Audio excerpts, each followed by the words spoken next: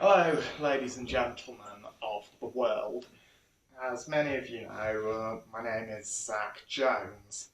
Welcome back to my channel, but if you're new to my channel, then welcome. As I've mentioned previously, I'm reshooting some previous PowerPoints, and now I'm reshooting another, remastering it. This one is about 5 wolves of the world.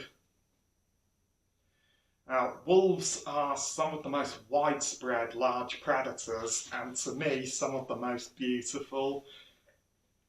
And now I'm going to start with the voice of the wilderness, the largest of the dog family, as well as the top dog in North America, and one of my favourite animals in the world, the grey wolf. Now, grey wolves are found in North America, Europe, and even parts of Asia. Of course, these are the largest members of the dog family, and when I say the largest, I mean a big male can grow to be a lot bigger than an Alsatian, and they can weigh over 137 pounds. And of course, the grey wolf has probably the most diverse colouring in the world, second only to humans. They can range from snowy white to midnight black, or many shades in between, whatever will give the wolf the most camouflage. Probably the reason why wolves have got such an unfair reputation is that they've always been featured heavily in human myths and folklores as the bad guys. Now, in many stories, wolves play the villains. They're always portrayed as sly, cunning, sadistic, solitary murderers. And of course, there's also the horror stories of werewolves, people who turn into wolves.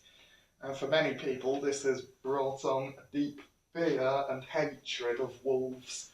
But I think that is incredibly unfair, as this animal's playful and curious nature does not agree with the stories of a solitary, sadistic murderer. Of course, wolves are probably also famous for living in groups called packs. Now, they usually consist of about 15 wolves, although some can be as big as 25. And another thing that's famous about wolves is particularly how they communicate with each other. It's usually when they bring themselves together, particularly before a hunt, is by using a howl. And the howl of the grey wolf, in fact, a wolf howl can be heard from over 6 miles away. It usually acts as a signal to rally the pack together before a hunt, but it also acts as a warning to rival packs to keep their distance. I mean, it's essentially the wolf equivalent of sending a text or an email. And another thing about wolves is that they have a sense of smell that's probably 8,000 times more powerful than a human being's. And of course, the part of their brain that deals with scent is well more developed than ours. And of course, they also can hear up to 10 times the sound range of humans. But their sense of smell is particularly keen when it comes to hunting, because wolves can pick up the scent of prey from miles away, but quite often, like in America, when their prey, like an elk, a moose, or a bison, is moving along, dead skin and hair cells fall off it and land on the ground. And also, each footprint can leave a track, and so the wolves will then take long, deep sniffs to process the scent, and that way they can tell if the animal is old, weak, injured, or sick. Of course, particularly in Yellowstone, the national park, which is the best place in America to see wolves, they've been seen hunting these elk. Now, elk are a large species of deer. In fact, they're the North American version of the European red deer, and in places like Yellowstone, they are the exact main prey source that the wolves are after. Particularly in the winter, when the elk have to break down through the snow in order to get at grass and to feed on the conifer trees, a lot of which don't have an awful lot of nutrition in them. So as the winter goes on, the elk are just getting weaker and weaker and weaker, which makes them all more ripe pickings for wolves. And of course, the wolf pack is more than just a family unit. It's a well-organised pack, and only by working together can they bring down large prey. But of course, wolves will feed on anything they find. In fact, they will feed on small mammals like rabbits and rodents, as well as birds, frogs, lizards. But they will also take on animals that are 8 times their own weight. And in America, that can be elk, moose, white-tailed deer, or even bison. Now, bison are the largest land animals in North America. In fact, the bison here are in northern Canada, and they are much bigger than their southern cousins, and the largest land animals in North America, as these wolves here are also in northern Canada, and they are the largest and most powerful in the world. Of course, for generations, wolves and bison in northern Canada have been shaped by their battles with each other. And so what the wolves do when they hunt is the lightest and fastest wolves will start the chase, while others circle behind, acting as flankers to basically block off any escape route, but also to take over when the others tire. And what the wolves do is they test the herd by panicking it, and then they look for an animal that's old, young, weak, injured or sick. And that could be an elderly member of the herd or a younger member, like a yearling. And so they separate it from the herd, and then they will all focus in on that animal. And of course, while their prey may bumble across rough, uneven ground, the non-retractile claws of the wolf mean that for them it's no problem.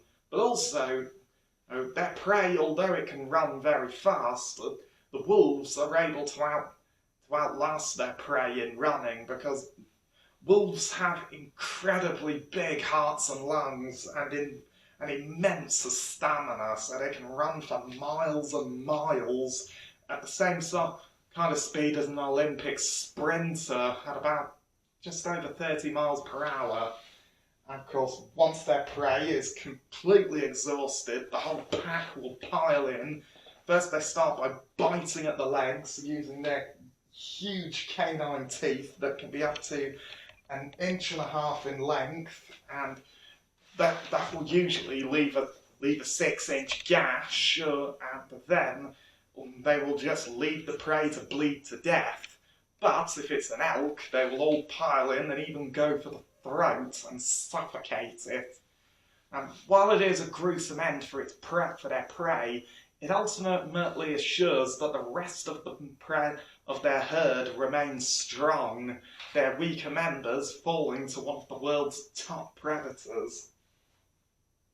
And of course, it's only when the wolves have made a kill that a lot of fighting begins, because the alpha male, who's usually the only breeding male, because he quite often has to assert his dominance in the pack at a kill, and of course he always gets the best bits of meat, and he always quite often has to remind the other members who's the boss.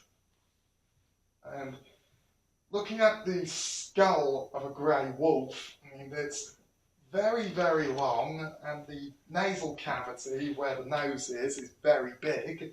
But of teeth are always what get my attention, because there's about 60 teeth in a grey wolf skull. In fact, 30 more than you'd see in an average sized cat or like a leopard. But of course, while the canine teeth can be used for killing, the stouter teeth at the side are called carnassials, and they have a very stout cutting edge, and that's what the wolf uses to bite into bones. So if you've ever seen a dog getting stuck into a bone, quite often it will bring it round to the side of its mouth and bite away at it, rather than use the teeth at the front, because they're just far too brittle for the bone. But also, the neck muscles joining at the back of the skull gives the wolves another advantage, because quite often when they've made a kill, they get their teeth stuck into it, and then the wolves will brace back on straight legs with their huge front paws and just shake their heads from side to side, using all of the muscularity in their necks to tear out chunks of meat. And of course, they can consume a third of their body weight in a single sitting. And of course, a few years ago, wolves were actually probably the most widespread land predators. In fact, they were found all across the northern hemisphere. But, unfortunately, human settlers moved into their territories and destroyed a lot of their forest homes to make way for farmland and animals. And of course, they also depleted a lot of the wolves of their natural prey. And of course, the wolves then decided, or from what I've seen, they decided to retaliate by not just attacking people, but also killing livestock like cows and sheep. And then, of course, conflict began, and people then began killing wolves. And of course, as you can see here, wolves that were hunted by humans. Of course, in Britain, they were hunted to extinction. They were wiped out in large parts of Europe. But in North America, more than 1 million wolves were shot, poisoned, and trapped. In fact, by the middle of the last century, the wolves have been exterminated from all of their range in the United States and pushed into the wilds of Canada. But attitudes since then have changed, and the wolf has been made a protected species, because in the 1970s, grey wolves were classified as an endangered species, and efforts were made to preserve them. And in fact, in the 1990s, wolves were reintroduced to Yellowstone National Park from Canada. And as you can see here, the wolves were reintroduced from Canada to Yellowstone, and they have since then both managed to put the populations of elk and moose back in balance. They've rebalanced the ecosystems, and they've been reintroduced to every corner of the United States, and they've slowly been spreading back to the rest of Europe.